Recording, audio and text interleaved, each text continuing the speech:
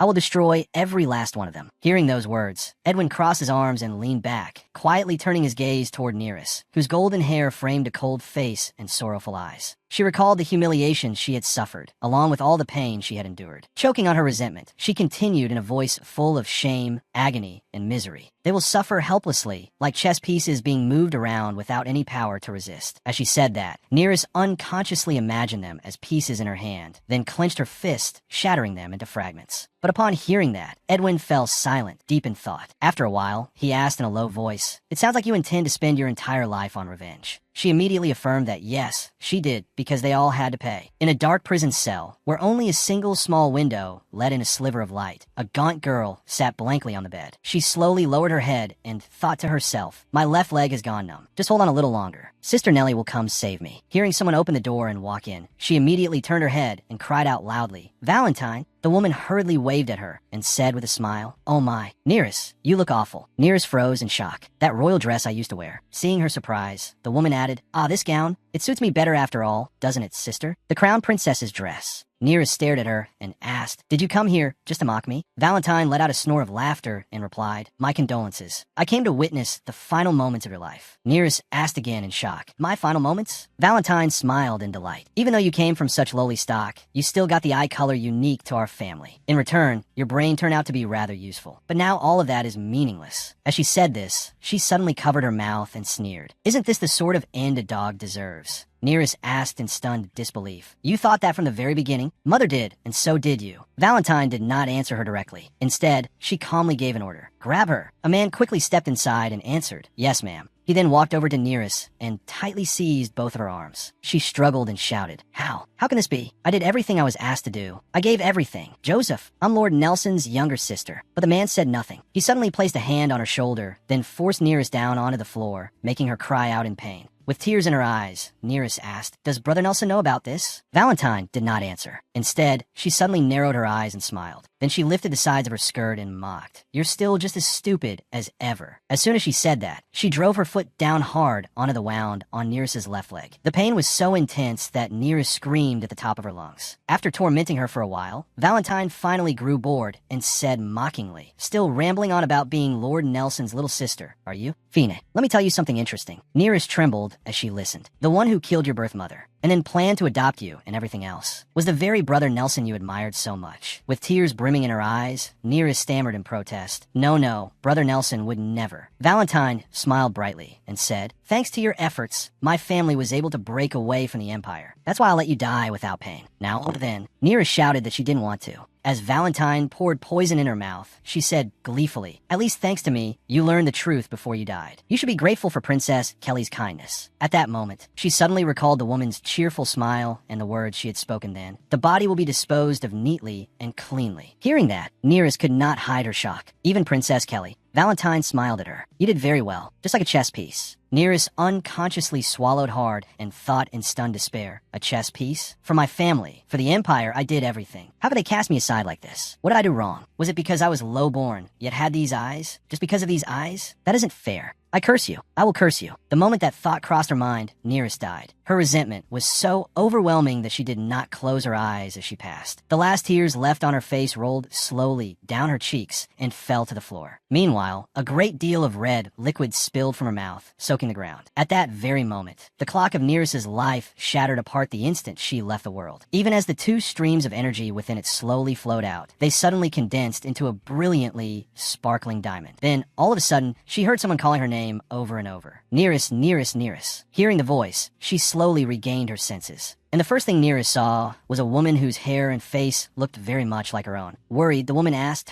"Why are you crying, sweetheart?" Then she quickly bent down and gently wiped away the tear lingering at the corner of Nereus's eye. Nereus stared at her in shock for a moment, then called out in a choked voice, "Mother." A few days later, in the present, it was morning. At Nereus's house, her mother suddenly called out, "Nereus." Then she hurriedly opened the door and entered, asking with concern, "It's time. Are you finished yet?" But whatever she saw made her freeze in surprise for a moment. For some reason, the Nereus she was looking at now was not a little girl of 12 or 13, but a young maiden with long hair flowing down her back, slowly turning around to look at her. It was so unbelievable that it made her forget even a blink. Nearest smiled brightly and answered, I'm done. Seeing that her mother seemed absent-minded, she asked, is something wrong? Startled, her mother let out a soft, awkward sound. Then she smiled shyly and replied, no, it just suddenly felt like you've grown up. Hearing that, Nearest quickly comforted her. I know you're sad because I have to leave today. Her mother quietly admitted that she was. It'll probably be a few days before you. But before she could finish, Nearest suddenly ran over and threw her arms around her, leaving her deeply surprised. Nearest whispered, everything feels strange, doesn't it? You're worried because I have to go to the academy, right? But it's okay. As she said that, Nearest suddenly recalled the image of the two of them happily walking together when she was little, and her mother's warm smile like sunlight as she held her hand. After reminiscing, she continued whispering to her mother, so don't worry. This time, I'll do well. 120 years ago, under the leadership of Princess Katerina, the two noble classes of the empire demanded to be taught by sages. The place where such people now gather is the center of Caton, the Noble Academy. For low-ranking nobles like me, depending on their financial circumstances, this is where the children of high-ranking nobles, including the imperial family, gather. It is a compulsory educational institution for those between the ages of 12 and 19. Caton is the center of education. Looking at the statue before her, Nearest sighed inwardly. They call it compulsory education, but it's practically hostage-taking. No sooner had she thought that than someone suddenly called out loudly, hey! A woman hurried over and asked in a loud voice, do you live here? Can you show me the way? Nearest replied coldly, are you talking to me? You may look like a servant, but that's still terribly rude. I'm the daughter of a knight. Hearing that, the woman bowed her head nervously and said, yes, I'm sorry, my lady. Nearest coldly ordered, that's enough. Go away. Just then, from the carriage nearby, the ringing laughter of someone else could suddenly be heard. A girl with curled hair, tied on both sides, looked at Nearest, then smiled kindly and said, my maid was rude. I only wanted to ask for directions, so please forgive me. But, are you from Elandria? Nearest asked in confusion. What do you mean? The girl explained, judging by your eye color, you don't look like a knight's child. One of the 3 dragon-slaying heroes, the symbol of Elandria, had eyes like yours. Hearing that, Nearest sank into thought. The descendants of those bloodlines usually carried distinct traits, most clearly shown in their eyes. For example, the first emperor, Visto the Valiant, had sea blue eyes. Elandria the Honest had purple eyes. And lastly, beautiful Palo had gray eyes. But their descendants gradually disappeared during the Age of Decline. I was born in a remote countryside village with these eyes, and only as I neared adulthood, around 30, did the meaning of that color become clear. That was also when I became the crown princess. The girl suddenly rose up on her toes and said cheerfully, since it's so rare, I've never seen eyes like that before. Of everyone I know, yours are the prettiest. Nearest clenched her hand and stated firmly, I have nothing to do with Elandria. Then she thought to herself, in my previous life, I was so happy because these eyes made me believe I belonged to them. She quickly placed a hand on her chest and introduced herself in a clear voice. I belong to the Chun family. Then she silently added to herself, but now they only disgust me. The girl's eyes curved into crescents as she exclaimed, wow, so even though you're not from that bloodline, you still have those eyes? Nearest half closed her eyes, sighed, and replied, just a distant relation. Really? The girl widened her eyes in curiosity and asked, I see. Are you a second-year student? Neris replied coldly, no, I just enrolled today. The girl smiled brightly and continued, you're so straightforward. I thought you were second year because of that. Turns out you're like me. My name is Diane Makinen. What about you? She replied coolly, I'm Nearest. Nearest Chun. Then she observed Diane for a moment and thought, if she's a Makinen, then she must be the daughter of Count Makinen, ranked 3rd in the empire. Strange. Why don't I remember attending school with her in my previous life? I remember all my classmates' faces, even those from second year. But before Nearest could finish thinking, the male servant beside Diane suddenly spoke up. Lady Diane, if you stand too long, your legs will start hurting. She replied firmly, it's fine. I can stand. Even though she said she was fine, Nearest could see that Diane's legs were trembling slightly. Watching this, she fell into thought. Diane suddenly suggested, let's ride in the same carriage. Nearest quickly waved her hand and answered, there's no need to be so polite. Seeing Nearest refuse, Diane immediately pleaded, come on, I don't know the way, and you have a lot of luggage. It's a good arrangement, isn't it? Before long, the carriage arrived at the gates of the academy. Diane smiled and said, thank you, Nearest. Thanks to you giving directions and helping me, I got here easily. Nearest replied coolly, I was headed this way anyway, but if you stand too long, do your legs hurt? Diane lightly touched her leg and explained, I'm fine, but the adults are making a fuss. They say it'll make school life difficult. As she said that, Diane puffed out her cheeks, thinking that she couldn't even remember why the adults were so worried. I can manage. But Nearest kept staring at Diane's legs and thought, even so, it'll be hard for her to adapt here, even if they're all just children. As that thought crossed her mind, she suddenly asked, do you always look at people like that? Diane replied, this is my first time. Though she was talking to Diane, Nearest quietly glanced at the people around them. It was easy to spot the weak among the crowd. This place was like a miniature society where rank was divided by status and pedigree to stave off boredom. They would look for prey. And the clearest example of that was Neris herself. On a rainstorm of a day in her previous life, at the academy, Neris's hands had been tied tightly with rope and fastened to the legs of table. While she sat in the middle of the courtyard, a girl sneered and asked, "Have you reflected on yourself yet?" The probing and contemptuous looks those people were giving me now were exactly like back then. Just as thunder crashed overhead, someone suddenly ordered, "Drag her away." After they hauled Neris inside, one girl remarked, "She looks like a drenched rat." The girl in the green dress scolded, "It's her own fault for being so shameless. I heard the Alandria family is trying to help her become the crown princess." The girl in the black dress demanded loudly, "Megara is already here, and she still dares to dream of that position?" The girl in the yellow dress pretended to be concerned. "I think Neris has a fever. What if it gets worse?" The girl in black pointed straight at Neris and replied, "Really? Then let's cool her down. Ah, there's something over there." Then she walked over, picked up a bucket of filthy water, and poured it directly over Neris's head. "Wow, that smell is no joke. It suits a stench like hers perfectly. Now that she's cooled off, answer me. Do you want to sit in the crown princess's seat?" Neris stammered, I don't know anything about that." Another girl immediately shot back, "You don't know?" That girl slowly stepped toward her, then smiled mockingly. "That's right, you don't know. I don't even know why I'm doing this either. Neris, you're immature and shallow. Live like that your whole life, and then die, like a fool who knows absolutely nothing." Neris was suddenly dragged back to the present when she heard a fellow student answer. Through progress, the three warriors defeated the evil dragon. The lecturer on the podium continued, "Those who advance will help our Vista empire grow strong. Therefore, all students admitted this year are people in whom the royal family has placed its trust. As citizens of the glorious Vista Empire, not only now, but in the future as well, you must all strive with everything you have to move forward." Neris was seated above, but her eyes were fixed intently on Megara. Then Abella said, "I hope everyone will always keep the ideals of the noble academy in their hearts." The entrance ceremony came to an end. There will be supervisors in the main hall to guide everyone to the dormitories. A student suddenly suggested, "Let's go together." Another student added, "Everyone's gathering over there." Diane smiled brightly and asked Neris, "Shall we go together?" Seeing that she looked unwell, Diane hurried over and called out loudly, while Neris covered her mouth with both hands and thought, "Every time I eat, I remember that moment." "Neris, you're immature and shallow. Live like that your whole life, and die like a fool who knows nothing." Neris let out a small sigh and replied, "I'm fine." "You look really tense," Diane asked worriedly. "Your face looks terrible. Are you okay?" Before Neris could answer, someone suddenly said loudly, "Hey, look, isn't that Crown Prince Abella's and the Marquis's daughter, Megara Lyconder? She's probably aiming for the position of Crown Princess." The girl beside them suddenly offered her opinion. "I heard the Crown Prince already has someone he's seeing, but this is probably just a diplomatic greeting." The earlier girl asked in confusion, "Then why not someone else? Why Megara Lyconder?" A little later, outside the academy grounds, as Neris walked, she thought to herself, "I can't believe just seeing Megara made me like this. I need to pull myself together." No sooner had she finished that thought than Neris suddenly stopped when she heard someone ask, "Who's there?" It was the holiday break, so I thought no one would be here. Jen, with his striking new pink hair, asked who the kid was and why she was wandering around here. Neris did not answer right away and thought to herself. This was a shortcut she had often used in her previous life. He had a leaf in his mouth and curiously asked again if the new student was lost. She immediately replied that she was a new student but not lost. And besides, that was pencil leaf, right? Isn't that a banned substance? He quickly turned his head away and waved his hand as he replied, "What a brat like you know. Don't mind it. Just go." Neris coldly warned him, "If you keep chewing that every day, you'll die from it." Senior Gen Zen. He slightly raised a brow and asked if she was new. Then how did she know him? She smiled and explained. Other than the younger brother of the former Pope Tadasitas, who else could possibly have something like that? Hearing that, Zen was utterly shocked, so much so that he dropped the pencil leaf from his mouth and stared at her wide-eyed. How could that be? Neris did not explain right away and let him stew in anxiety for a moment. She thought to herself that in her previous life, Zen had also died from drug addiction. Flustered, he exclaimed that he had dropped the leaf. She continued lowering her gaze, thinking that before she had not known. But now she could roughly guess. The current Pope, Omnidus, and his faction had always seen Zinzin, the younger brother of the former Pope, as a thorn in their side. After planting one of his own people beside him, they destabilized Zinzin when he lost his family, forcing him to depend on them. From there, they gave him a powerful herb that was effective but addictive.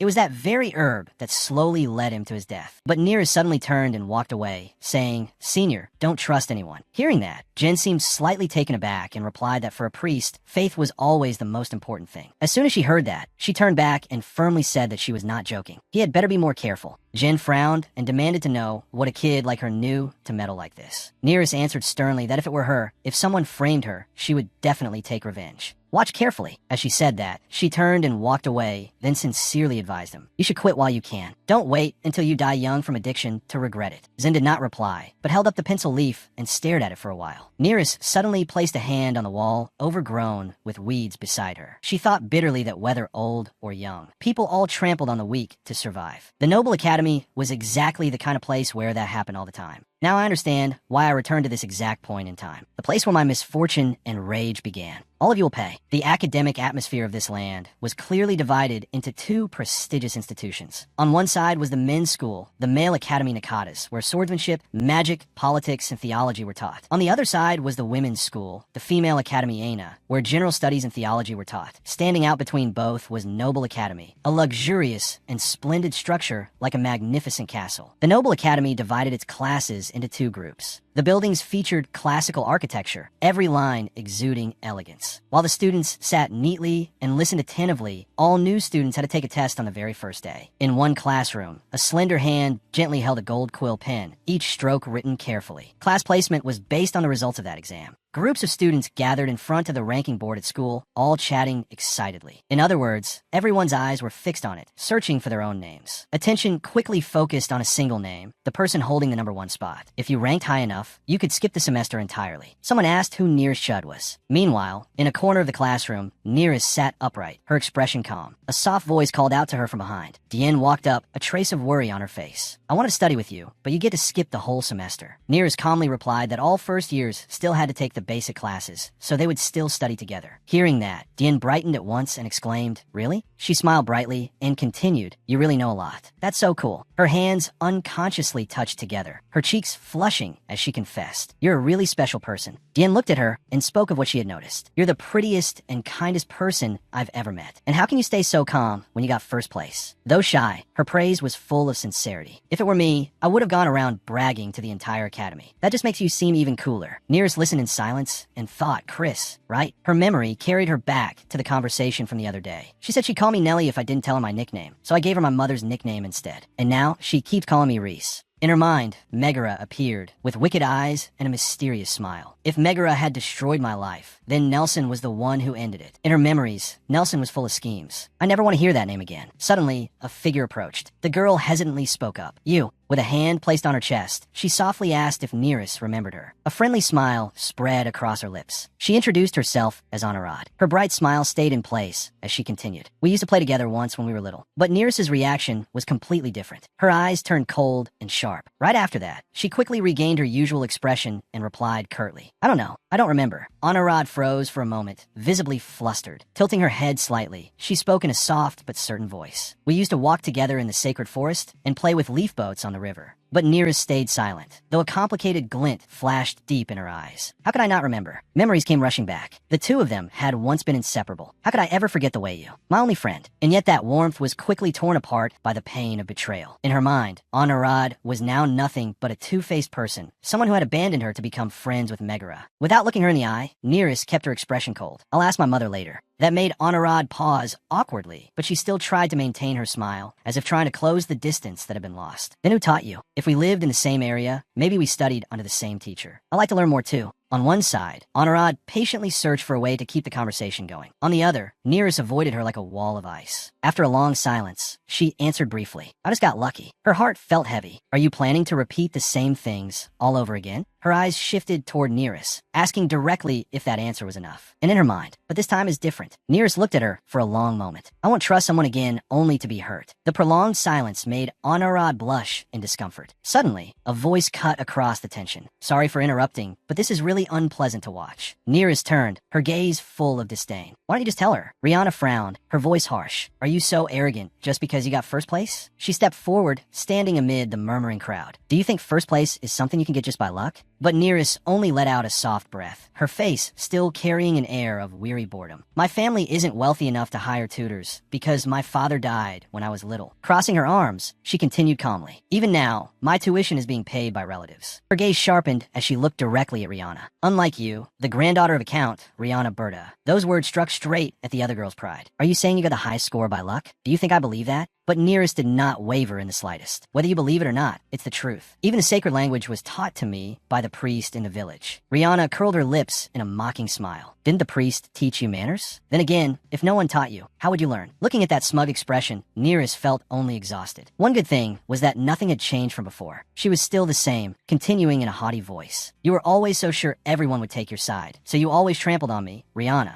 After a brief silence, Nearest answered softly but sharply. Even if I am the daughter of a lowly knight, do I deserve this? If you still remember your arithmetic lessons, then surely it must bother you that my rank is higher than yours. Her words were slow, but they cut deep. And with the way you're shrieking like this, I have to wonder whether you've learned how to behave at all. Rihanna angrily snapped back, what? But Nearest thought to herself, just a child who always follows the crowd. Those words made Rihanna grit her teeth. What did you just say? At that moment, Diane cut in with a ringing voice. Who cares? She stood in front of Nearest protectively. You're the one who started this, and now you're the one mocking someone else's answer too. That can only mean you feel inferior. The crowd began whispering. Come to think of it, we're arguing for no reason at all. She's just jealous. Hearing that, Rihanna's expression briefly turned panicked. A voice of warning rang out. Class is about to start, so why are you all making so much noise? Rihanna immediately turned toward Megara with pleading eyes. Megara stepped forward, her voice gentle as if trying to mediate. Rihanna is only a little jealous, so please overlook it for her. But every one of those words felt like knives stabbing into Rihanna's heart. Still, teaching yourself alone and taking first place is truly amazing. Yet in contrast to the tense atmosphere, a bright smile appeared. Nice to meet you. Let me introduce myself. I am Laika Under.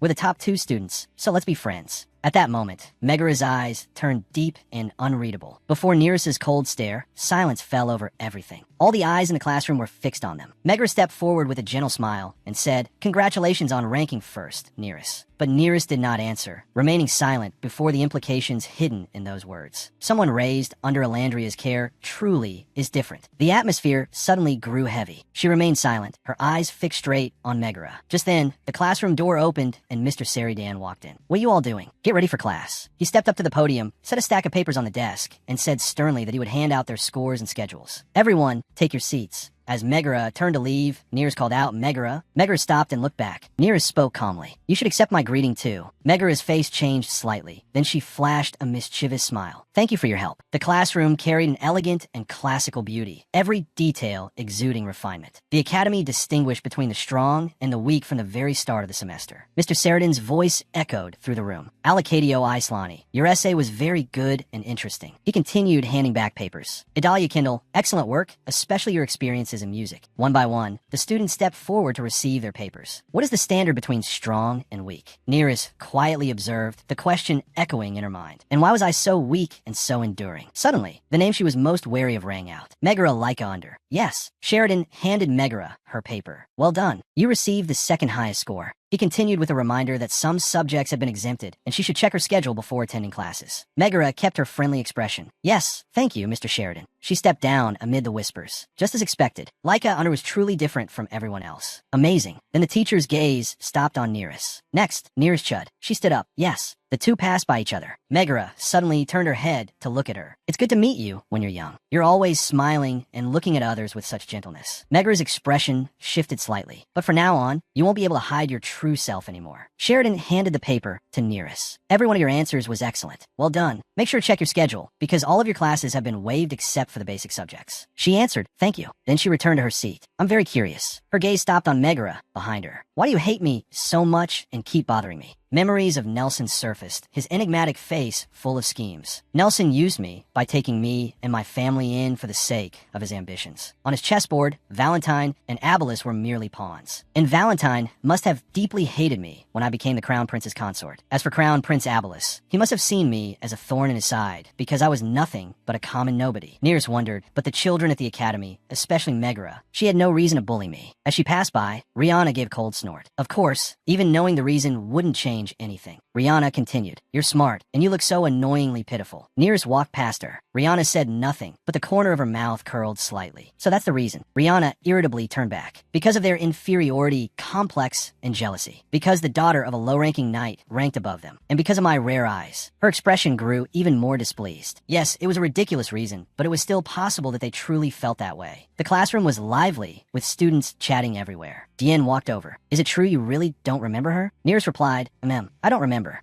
Dien smiled softly. If Reese says so, then it must be true. Nearest asked, by the way, Dien, don't you think you should get a class early? Dien suddenly noticed Betty. I have to go now. Reese, you're in a different class, right? Nearest answered that she had free time and wanted to look around. Diane's eyes lit up. I want to see where your classes are too. Nearest smiled. Next time, let's go together. Dien excitedly said, promise. Betty cut in. My lady, you have to go now. Dien pouted. Fine. Before leaving, Dien waved. See you, Reese. Nearest softly called, Dien. She stopped short. Nearest looked at her directly. Thank you. Then she gently added, see you later. Dien was so choked up she could not speak. Smiling, she answered, see you later. She kept waving as she walked away, and Nearest also raised her hand slightly in farewell. Then she stopped to think. I'll go to my secret place in the Zakaria library. Walking down the corridor, her eyes turned toward the window. In the past, Saint Zakaria had made enormous contributions to the Empire's development. Even now, Nearest silently cherished the school. To honor him, the Empire had established the Zakaria library inside the academy. However, the library was always quiet because the nobility did not study engineering. Looking toward the distant tower, she thought there was another place that was very quiet, her only refuge at the academy. The corner of her lips curved slightly upward. A lonely tower in the middle of the forest appeared in her mind. I have to figure out what I need to do from there. A sharp sword suddenly pointed straight at her. I had only just made my plans. In the library, rows of bookshelves stood neatly side by side. A large man blocked Nearest's path, the tip of his sword close to her face. His voice rang out. Who are you, and why do you know about this place? Nearest stared straight into his eyes, thinking coldly that it was exactly what she wanted to ask him to. Their wary gazes met. Having lost patience, Clickwin barked for her to speak quickly as he stepped forward. Who was she in Nearest's memories? Clickwin Mellon was the sole heir to the archducal family. After graduating from the academy, he coldly eliminated every last person in his family who opposed him. Back then, Clickwin's gaze had been so sharp and gloomy that anyone who faced him would shudder. He became the new law of the Empire's north, and yet Abelis and the other nobles often mocked him, calling him a monster, base and lowly. Outside, the sunlight blazed mercilessly. Nearest quietly thought that she had never had any connection with him in her previous life. She looked straight at him, never expecting to meet him here. The air between them grew heavy as their eyes met. Nearest suddenly spoke. Wouldn't it be more polite if you lowered your sword first? But Clickwin paid no attention at all and only asked coldly, stop talking nonsense and tell me who you are and why you know about this place. In a spacious room, Nearest answered calmly, I'm a new student. I only came here to rest. Even so, the sword in Clickwin's hand remained pointed straight at her. This isn't a place a new student should know about, he said. And in Nearest's mind, a voice echoed, that's right. His eyes were razor sharp and unreadable, as if trying to dissect every thought in her head. Then Clickwin spoke. Looking at her, he emphasized each word. I've never heard the name, rich among the descendants of House Elandria.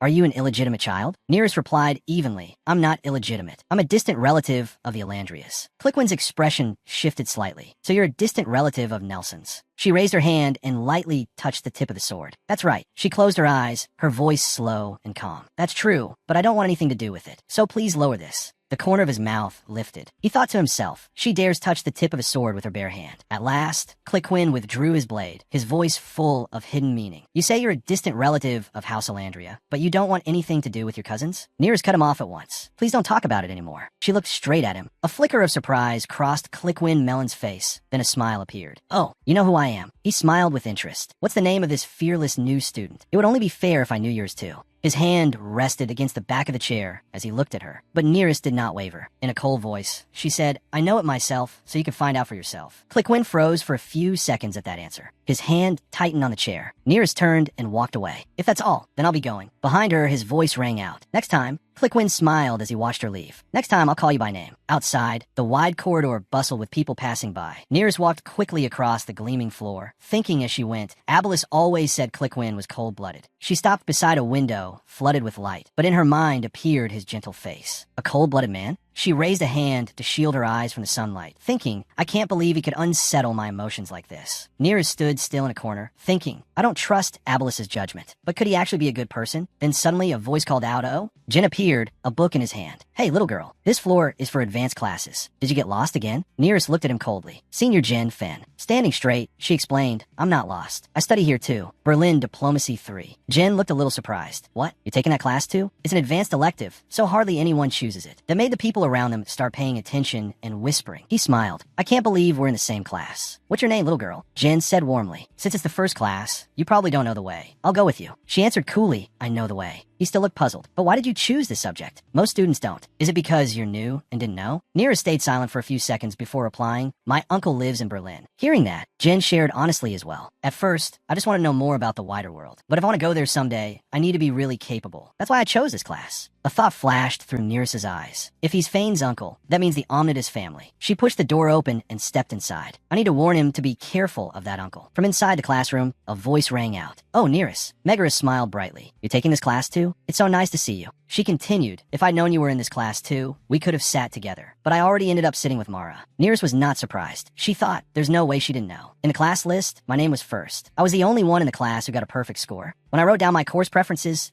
Dan was very surprised. And in my exam, I wrote that I wanted to take the Advanced Berlin class. With my family's influence, if I wanted to take this subject, all I had to do was say that I wanted it. Megara turned around. Then let's sit together next period, okay? Neris smiled and replied, sure, if possible. But inwardly she thought, if she has no shame and came all the way here just to prove she isn't inferior to a child from a lowly family. Marathi, sitting beside her, asked in surprise, Maggie, you know her? Do you know her family? Megara answered, no, but she ranked first this term. He pointed at Neris with interest. Oh, a perfect score? Megara also seemed a little surprised. Wow, has the rumor spread that far already? Jin heard what Marathi said. Of course he would brag about it everywhere if he'd gotten first place. He thought to himself, he's starting to talk nonsense again. Neris turned back with a bright smile. Unfortunately, I can't do that because I don't have many friends, unlike you. I'm a new student in an advanced class, so I was a little afraid I'd feel out of place. She looked up at Megara. But now, somehow, Megara is here too, so I don't feel lonely anymore. Megara replied, I like that too. From below, Jin noticed the anger on her face. Resting his chin on his hand, he smiled in admiration. Such a quick and elegant comeback. But because he stared too long, Nears caught him. What? Jin hesitated a little.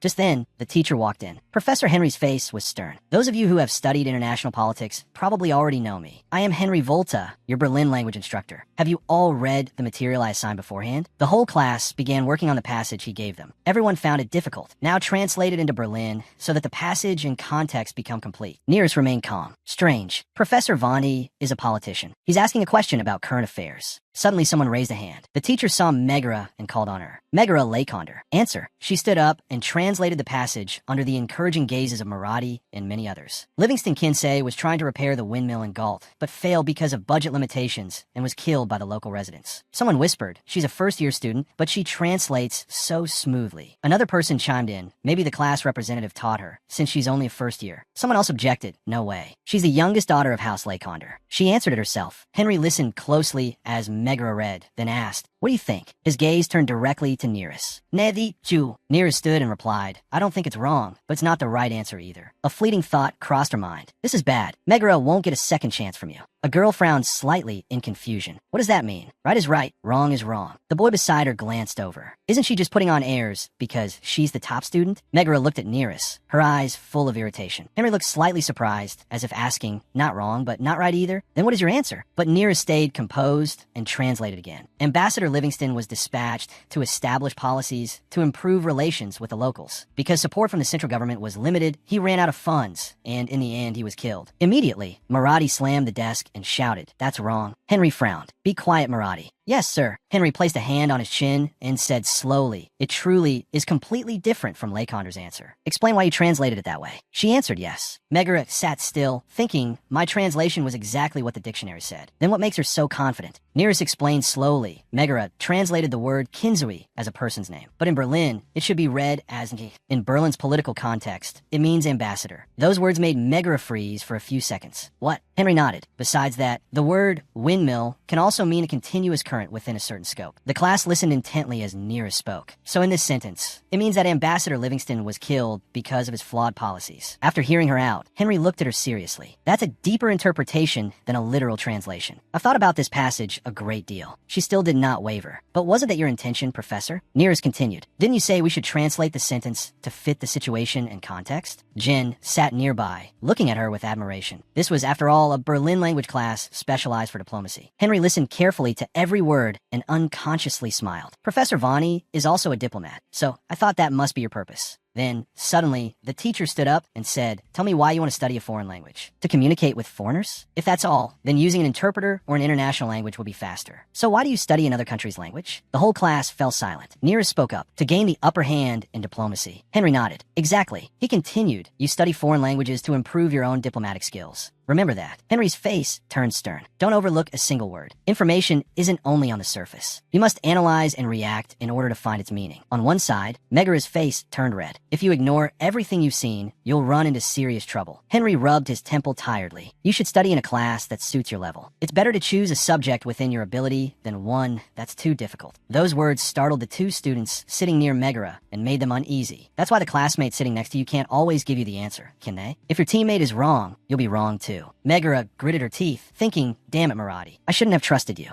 Nearest glanced at her with satisfaction. Around them, whispers rose. Did you hear? Megara wasn't capable enough, so she got kicked out of the advanced class. Oh, the girl sitting beside her said, cheer up, Maggie. Someone else said, I heard from an old friend that they said your translation was right. I don't know why Professor Volta chose that girl's answer instead. They could only offer hollow comfort. Don't be upset, Megara. She glanced toward Nearest and frowned. The awful ones here are Professor Vani and that girl. Both of them are the worst. Resting her chin on her hand, Megara looked gloomy. I should have prepared better by reviewing beforehand with the Duke. It's my fault for not being prepared enough. Another girl cut in. Why are you being so humble when it wasn't even your fault? Someone else joined in. Exactly. If you've been taught in advance by the Duke, then wouldn't you be the best one here? Hearing that, Diane snapped back irritably. So because she didn't get to study with the Duke beforehand, that's why? What kind of excuse is that? She was obviously jealous because Rich joined the advanced class, so she forced herself to take it too. Now she's being thrown out because she's not good enough, and that's only right. Why is she lying like that? But Neera stayed silent, thinking, is jealousy really the reason? Then she continued analyzing it. Megara hated me from the very beginning. I truly believed I was strange, someone who offended others. Old, unforgettable memories surfaced. Now that I think about it, Megara's attitude toward me was completely different from the other girls. She was a noble, the legitimate daughter of a marquis, and she was a beautiful girl with rare violet eyes, proof of Elandria's noble bloodline. Then one day, in front of Megara, I appeared, the daughter of a lowly knight, with Elandria's true eyes. Because my achievements surpassed hers, my very existence became an eyesore to her. She frowned slightly. In the end, the beginning and end of all my misfortune came from these eyes. Diane noticed the expression on Neris's face. Her hands tightened. Reese, she looks terrible. Was I too harsh? In Diane's eyes, Neris had always been wonderful because she was smarter than anyone else, elegant, mature, and indifferent to foolish flatterers. She thought to herself, of course she wouldn't like seeing me lose my temper like earlier. I only want to make Riri's feel better. But no matter what, it's hard for us to get close when we're in different classes.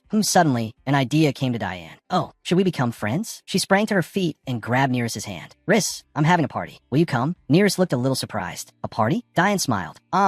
It'll definitely be fun. Even if it's just the two of us, that's fine. But we can invite other friends too. What do you think? But Neris was taken aback, thinking, what's this? I haven't even said anything yet. So why is she this excited? Diane still held her hand tightly, looking at her with expectation. But this isn't so bad. I should agree. She said, all right. Diane immediately cried out, wow, I'm so happy. Let's hang out together. Neris's words went unheard. Let's talk more, Diane. But in Diane's mind, she could only hope the two of them would have a wonderful party. In her mind, she pictured herself and Neris happily together. I'll become Neris's best friend. Seeing that determination, even Neris felt a little awkward. What a strange child. In a luxurious room, light streamed in through the window. Natasha held a stack of papers in her hands. Your Highness, Abelis. She handed them to Abelis. I brought the new student's test papers you requested. He took them. Thank you, Tessie. Well done. Abelis flipped through them one by one. Let's see. Where is it? Nearest Trut. Ah, here it is. Suddenly he laughed. Oh, how interesting. Nelson, standing beside him, immediately asked, Your Highness, is there something unusual in the new student's test? Abelis tilted his head. Would you like to see it? Nelson's eyes lit up with anticipation. As Abelis handed the documents to Nelson, he smiled smugly. Take a look yourself. That little golden-haired girl whose tuition is being sponsored got a perfect score. Megara even ran into a bit of trouble because of her. Abelis Festo, Neris's husband in her previous life and the crown prince of the Vista Empire, added that as a reminder. Abelis asked curiously, this placement test was meant to measure the new student's abilities. How could a lowborn noble get a perfect score? I suspect the test questions were leaked, or she simply cheated. After reading through the papers Abelis had given him, Nelson finally spoke. This was written by a new student? He couldn't help but marvel. How could a first-year student write like this? The content is clear, and the word choice is excellent. Abelis laughed. Exactly. Then suddenly, he leaned in close to the answer sheet. Wasn't it leaked to someone in secret? Nelson's eyes turned extremely cold, but he still pretended to smile and said, Your Highness, are you suspecting me? Nelson used his words to steer Abelis's suspicions away. Surely, we wouldn't distrust each other over a mere distant relative? Hearing that, Abelis laughed loudly. I know it wasn't you. I just wanted to make sure, since there were a few complaints mentioning it. Even as he said that, Abelis continued probing. You can ask Henry Villainy or the other teachers. They say the girl writes like an adult and keeps up with the advanced classes very well. Did your family teach her? Nelson immediately denied it. No, we only just learned of her existence. Abelis pressed on. She's not illegitimate? Nelson replied calmly. As far as we know, no. Hearing that, Abelis seemed even more intrigued. He said in an amused tone, then she's a prodigy. But Nelson, standing beside him, also smiled slyly and replied, yes, that's right. At the same time, he was thinking a pretty little girl blessed with those eyes. At that moment, Neris's image rose in Nelson's mind. That would be everything I could ask for, if only she were clever as well. He smiled in satisfaction. That would be even better. Scene change to the Archduke's estate. Edwin was sitting in his room. He lightly closed his eyes to rest for a moment. When someone arrived, Edwin slowly opened his eyes and spoke in a cold voice. Have you found anything? Taffrin, standing nearby, answered respectfully, of course. I miss you very much, my precious master. In response, he replied emotionlessly, stop talking nonsense. But there was a trace of weariness in Edwin's tone. I'm very busy. Give me your report. What were the results of the investigation? The next words shocked him greatly. There was nothing. Hearing that, Edwin seemed unable to believe his ears and asked in confusion, what? Only then did Taffrin explain. Her mother was once driven out of the Elandria family. Her father was a low-ranking knight. That's all. It's possible she was connected to a noble house or was acting as a spy, but I can say for certain that before meeting you, she had only received a basic education. But Edwin said angrily, so she really did just happen to find this place by chance? Feeling puzzled, he asked, the place where I secretly meet with my subordinates? After my father, the former Archduke, died, I nearly lost my mind planning how to overthrow the Emperor. The ones who targeted House Milan failed. I suspected they had recruited that girl as a spy. Edwin recalled the time he had met Neris. But when he thought back on it, her reaction had been a little. Back then, he had asked her, what are you doing here? In response, Neris had stayed silent, her face full of wariness. Remembering that, Edwin felt a trace of doubt again. Her expression when he questioned her. And yet Neris's eyes had astonished him. A 12-year-old girl who looked as though she had never once touched a sword. Yet through those eyes, she seemed like an adult tempered by countless hardships. Thinking of that, Edwin found himself amused. In this unbearably dull school, something interesting had finally appeared. The parties at the Noble Academy were divided into two kinds. Formal parties were hosted by the student council, and everyone could attend. The other kind was like a social event organized by the students themselves, and only those who received invitations could participate. These parties resembled social gatherings. Then there were private parties. Invitations were exchanged among students from families of similar standing, rank, and wealth. After each party, the guests would judge whose had been the finest and whose had been the worst.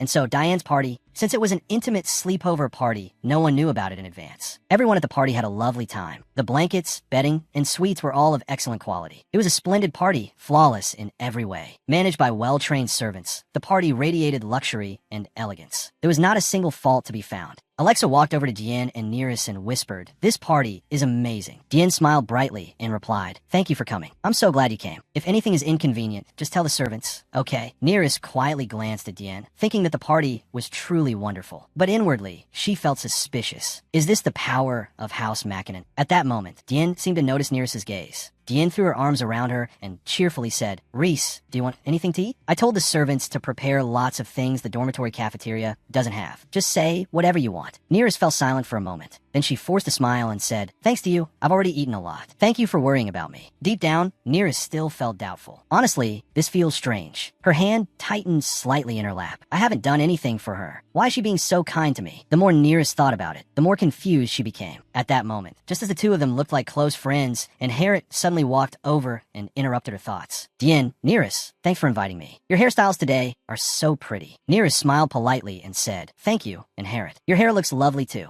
And Harriet shyly said, thank you. Actually, at that very moment, a boy behind her was shoved forward. He shouted angrily, hey, stop pushing. Right after that, the glass of wine in his hand spilled directly over in Harriet's head. She cried out in pain, it's freezing. And Harriet's whole body was soaked with wine. Someone in the crowd burst out laughing and mocked her. Look at her and Harriet. They kept throwing malicious words at her. You look like a purple rat. It suits you perfectly. And Harriet, hearing those words, Neris grew furious. Right, a drenched purple doll. The more they spoke, the angrier she became. Just looking at this filthy thing makes me sick. At that moment, memories from her past life suddenly surged into her mind. Neris, so ridiculous and pitiful, stupid and dull, vulgar and filthy. The painful memories of her past life were like an invisible blade piercing straight through her. It suits you perfectly. Neris shuddered in disgust. Just then, Diane suddenly stood up and shouted, cutting off Neris's spiraling thoughts. Stop it, she said firmly. Apologize to her right now. You were careless and spilled the drink. Only then did the boy come to his senses. Oh, I'm sorry. Dian immediately ordered the servants. Betty, help inherit get changed. Betty hurried over. Yes, my lady. In the end, Dian calmed the crowd and dispersed them. All right, everyone, break it up. The chocolate cake will be served soon, so enjoy yourselves while you wait. Then she turned and called Neris's name. Neris jolted back to herself. Dian leaned in close and asked worriedly, "Are you okay? You look so pale." She continued, gently reassuring her. "I'm sorry. You probably didn't like what just happened. I'll have them bring you some warm milk with honey. You'll feel better after drinking it." Hearing that, Neris was a little surprised. This one-sided kindness feels nice, but I need to stay wary. She may also be one of those people who saw me as a joke in my past life. But thinking that far, Neris faltered when she saw how earnestly Dian kept caring for her. There's jam cake and almond chocolate too. Eat a little, then let's play cards. Just relax. Perhaps her thoughts had begun to change, at least with one person. Should I try trusting her kindness just once? After a long silence, Neris finally said, "All right, how do we play?" Dian beamed at once. "It's a game my father bought for me." Even then, Neris still had lingering worry and doubt. Would it really be all right if I had a friend? Even if only for a while, though I've always been alone. Sometime later, back at the academy, Neris's classes had finally ended for the day. As she packed up her things, she seemed to feel something inside her bag. Neris's face suddenly darkened. Seeing that, Dian asked, "Neris, what's wrong?" Neris tried to calm herself and said, "It's nothing." At that same moment, Inherit's voice suddenly cut in. "Neris, what is it?" Neris cast her an irritated glance. Inherit forced a smile and asked, "Is there something in your bag?" Dian, standing beside her, felt uncomfortable seeing that and thought, "She's acting like they're close friends." Neris calmly asked, "Why are you asking about it?" Only then did Inherit begin to look anxious and hurriedly defend herself. "I mean, you opened your bag and then closed it right away." Not far away, Megara glanced at Neris smugly. Inherit kept babbling on. "It just made me curious what was inside." Neris did not avoid her gaze and looked straight at her. Only then did Neris reply, "Inherit, even if there's something inside, it's just books and writing tools." Inherit nervously said, "All right," then awkwardly added, "Wait, I thought I heard something in your bag. Do you want me to check for you?" Neris coldly refused. "No need. Why are you so interested in someone else's bag?" Inherit gave an awkward smile. "Oh, come on, you too." As she spoke, Inherit reached toward Neris's bag. "Why are you talking to your friend like that?" But Dian quickly hugged the bag to her chest. She said angrily, "Enough." Reese already said there's no need. The people around them, having witnessed the scene, immediately began whispering about Inherit. What's wrong with her? Is Inherit seriously trying to look inside someone else's bag? Hearing those remarks, Inherit couldn't help feeling ashamed. Why is she snatching at someone else's bag? Exactly. Maybe because she comes from some provincial noble family. She doesn't know how to behave. She probably never had a tutor. Just then, someone suddenly shouted, interrupting everything. "Hey everyone, we're having a dance session in the small hall. Don't be late." When Dian saw Inherit leave, she handed the bag back to Neris. "Neris, your bag." Neris accepted it and replied, "Thank you." Glancing after Inherit, Neris thought angrily, "Nope, different from my past life." Sure enough, several black spiders had been put into her bag. Neris had already guessed who was behind it. Megara. As she pulled them out of her bag, she thought she wanted to see me tremble in fear at finding bugs in my bag. I was treated so horribly in my past life that this doesn't even surprise me anymore. If it had been a dead rat, I'm not sure. Neris felt furious inside. Either way, Inherit, this time I made a different choice. Her eyes were full of killing intent. "I'm more than ready to deal with you. Be careful." During the next class, everyone was practicing dancing. Suddenly, the teacher clapped her hands. Switch partners. Her new partner suddenly started talking to Neris. "Hello, Neris. You dance really well." She replied coolly, "Thank you."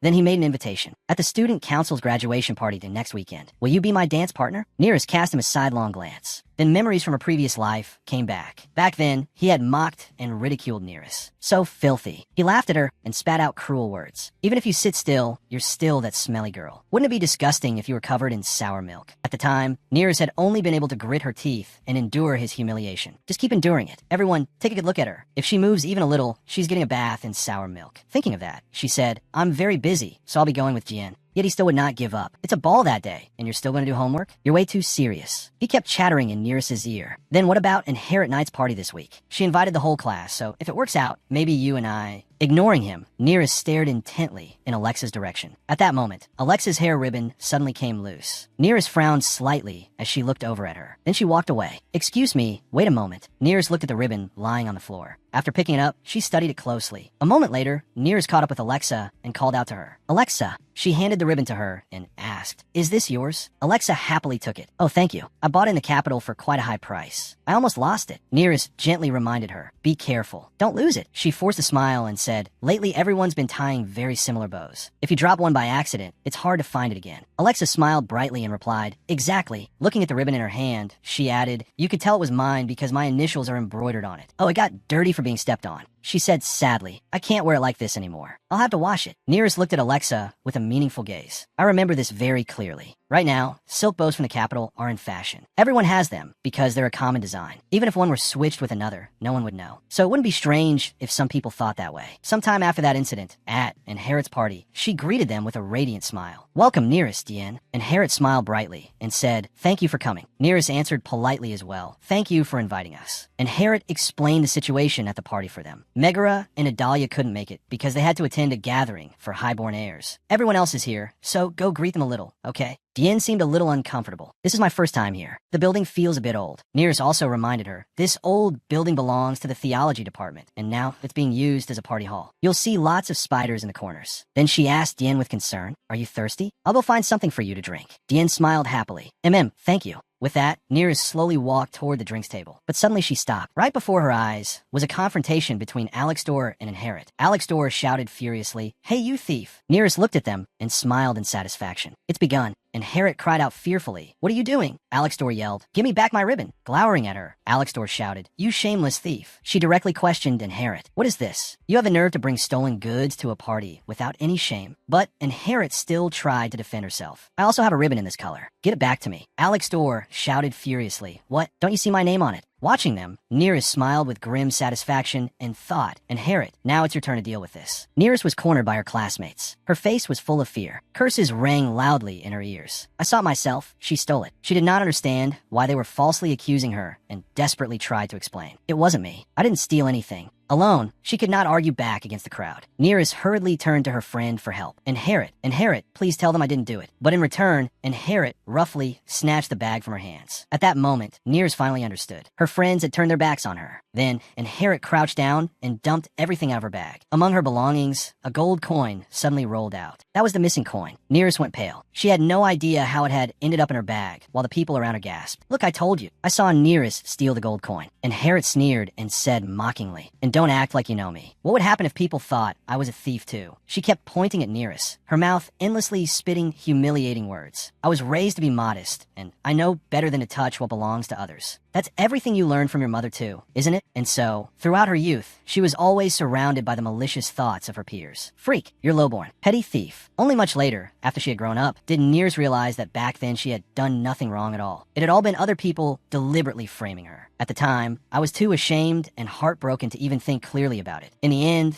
the one she considered a friend was the very person who had falsely accused her and set her up. Thinking back on it now, the person who could secretly enter my room and slip that coin inside. The real thief. And now, in this life, that person had paid the price for what she did in the previous one. 3 days before Inherit's party, Nearest had made a special trip to the laundry room. The attendant came out to receive her. Welcome, this is the laundry. The reason she came here was very simple. Inherit did not have a servant dedicated to laundry, so she would send her clothes to the laundry room. Nearest casually made up an excuse and said to the older woman at the shop, I think I dropped my ribbon here. I'm worried because it's the only valuable thing I own. The woman then brought out the tray used for drying ribbons. It was covered with all sorts of different ribbons. She said, it's probably one of the ones in the middle. After saying that, the woman busied herself and stepped away. Nearest seized the opportunity to carry out her plan. First, I stole Inherit's ribbon from here. Elsewhere, a maid hurried downstairs carrying a basin of laundry to be washed. That was another target Nearest had set her sights on. Unlike Anarat, who had only a few servants, Alexa had a personal maid to help with her laundry, and she used the laundry room in the dormitory wing. The maid had just come down the stairs when she heard another servant call her. Luna, Miss Alexa is asking where her cream-colored ribbon is. She hurriedly searched through the pile of clothes, then suddenly jolted in alarm when she realized it was not there. Oh, where is it? What? As she fumbled around, she muttered in panic, I'm going to get scolded. It was definitely here. Nearest stood on the staircase, silently watching everything. In her hand was the very ribbon the maid was looking for. She thought to herself, I seized the chance to take Alexa's ribbon. To achieve my goal, she dropped it from upstairs, and the maid found it. The ribbon lay on the ground, waiting for someone to pick it up. I left Anarat's ribbon close by, and it would become proof that Anarat had come by. When a maid brought the ribbon back and reported it to Alexa, she flew into a rage at once. So Alexa would come to suspect Anarat. On the morning of the party, in a laundry room, Nearest hid behind the door and watched the servants frantically searching all around. Mrs. Ribbon, Anarat's ribbon is gone. Oh dear, we don't have much time left. Seeing their flustered expressions, she felt nothing at all. We have to find it quickly. It's Mrs. favorite ribbon. While they searched, the older woman in charge of the laundry happened to spot something. She picked up the cream-colored ribbon and said to the maid, Found it, the cream-colored ribbon.